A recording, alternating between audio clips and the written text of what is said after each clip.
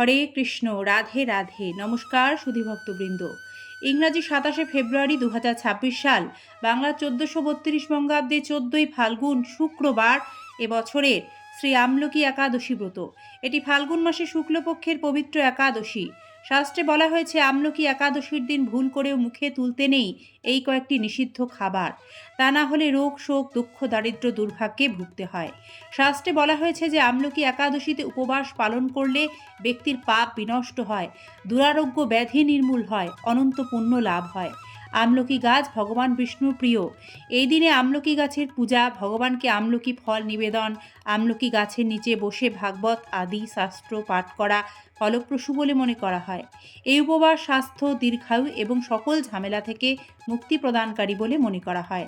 তাই আমলকি একাদশী ব্রতের নিয়ম পালন করলে গৃহস্থের কল্যাণ হয়। আজকের পর্বে আপনাদের জানাবো ফাল্গুন মাসে শুক্লপক্ষিয়া আমলকি একাদশীতে খাদ্যের যে বিধিনিষেধ থাকে সেইগুলি সম্পর্কে। আশা রাখি সকলে শ্রীকৃষ্ণ কৃপায় ভালো আছেন। দর্শক বন্ধুরা, একাদশী পালনের নিয়ম হলো একাদশীর দিন পঞ্চ রবিশস্য বর্জন করে অনুকল্প ফল মূল কিছু সবজি আছে নির্দিষ্ট, সেইগুলি গ্রহণ করা যেতে পারে। আগে কি গ্রহণ করতে পারবেন সে সম্পর্কে জানাই। আমলকি একাদশীর দিন আপনারা বিভিন্ন ধরনের ফলমূল, এছাড়াও গোল আলু, মিষ্টি কুমড়ো, পেঁপে ইত্যাদি সবজি ঘি অথবা বাদাম তেলে রান্না করে ভগবানকে আগে তুলসীপত্র সহযোগে ভোগ নিবেদন করবেন। তারপর সেটা প্রসাদ হিসেবে গ্রহণ করতে পারবেন। এক্ষেত্রে আদা, গোলমরিচ, সৈন্ধব, লবণ ব্যবহার করা যাবে। আবার অন্যান্য আহার্য যেমন দুধ, কলা, আপেল, আঙুর, আনারস, বিভিন্ন মরশুমি ফল, তবে সেগুলিও ভগবানকে ভোগ নিবেদন করবেন। এটি আমলকি একাদশী, নাম থেকেই বোঝা যাচ্ছে এই দিনে অবশ্যই ভগবানকে আমলকি ফল নিবেদন করতে হবে এবং সেই নিবেদিত আমলকি প্রসাদ হিসেবে আপনারা গ্রহণ করতে পারবেন। এছাড়াও এই দিন আপনারা বিভিন্ন ধরনের বাদাম গ্রহণ করতে পারবেন। তবে একাদশী পালন করলে যে খাবারগুলি একেবারেই খাওয়া চলে না তা হলো 5 প্রকারের রবিশস্য এবং তার থেকে তৈরি সকল প্রকার খাবার। এর একটি সরল ধারণা দিতে গেলে বলতে হয় ধান জাতীয় সকল প্রকার খাবার, যেমন কাউনের চাল, শ্যামা চাল, এইগুলি কিন্তু একাদশীর দিন মোটেই খাওয়া চলে না, তাতে ব্রত নষ্ট হয়। এছাড়াও মুড়ি, চিড়া, সুজি, পায়েস, খিচুড়ি, চালের গুঁড়া থেকে তৈরি সকল প্রকার খাবার, খই ইত্যাদি, গম জাতীয় সকল প্রকার খাদ্য যেমন ডালিয়া, আটা, ময়দা, সুজি, বেকারির বিস্কুট, হরলিক্স ইত্যাদি সকল প্রকারের বিস্কুট এই দিন বর্জন করতে হয়। জব বা ভুট্টা জাতীয় সকল প্রকার খাদ্য যেমন ওটস, এটিও কিন্তু একাদশীতে খাওয়া চলে না। এছাড়াও সরিষার তেল, সয়াবিন তেল, তিল তেল ইত্যাদি, এইগুলি যে কোনো একটি যদি একাদশীতে গ্রহণ করা যায় তাহলে ব্রত ভঙ্গ হয়। উল্লেখ্য, যারা সাত্ত্বিক আহার করেন না তারা ভুল করেও একাদশীর দিন চা, বিড়ি, সিগারেট, পান, কফি এই জাতীয় নেশার বস্তু গ্রহণ করবেন না। একাদশী ব্রত পালনে সংযম ভীষণভাবে প্রয়োজন। এছাড়াও একাদশীর দিন কোনো প্রকার ডাল কিন্তু খাওয়া যায় না।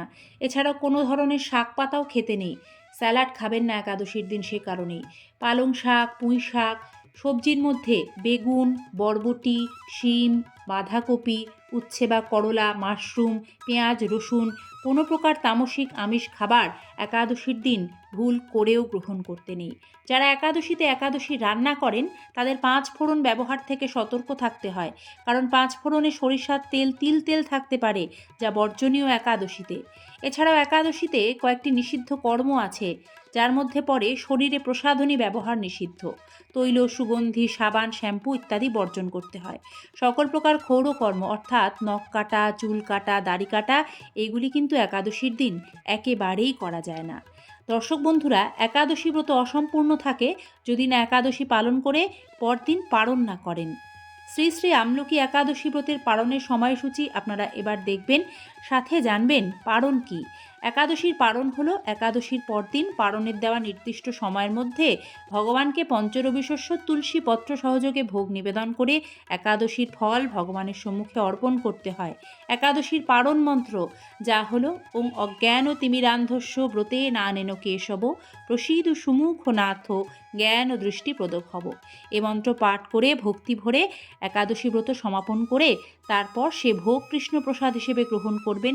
এভাবে একাদশী ব্রত পালন না করলে ব্রত অসম্পূর্ণ থেকে যায়।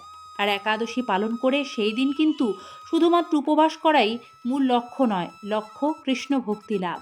শ্রী হরিচরণে সমর্পণ। তাই একাদশীর দিন অবশ্যই নিরন্তর ভগবানের নাম স্মরণ, মনন ও শ্রবণ কীর্তনের মাধ্যমে একাদশীর দিন অতিবাহিত করতে হয়।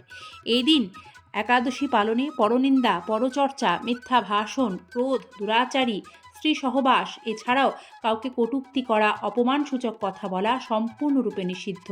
এতে শ্রীহরি রুষ্ট হন, তাতে ব্রতের কোনো ফলই পাওয়া যায় না। এভাবে একাদশী ব্রত পালন করুন, শ্রীহরি কৃপা নিশ্চিত রূপে লাভ করবেন।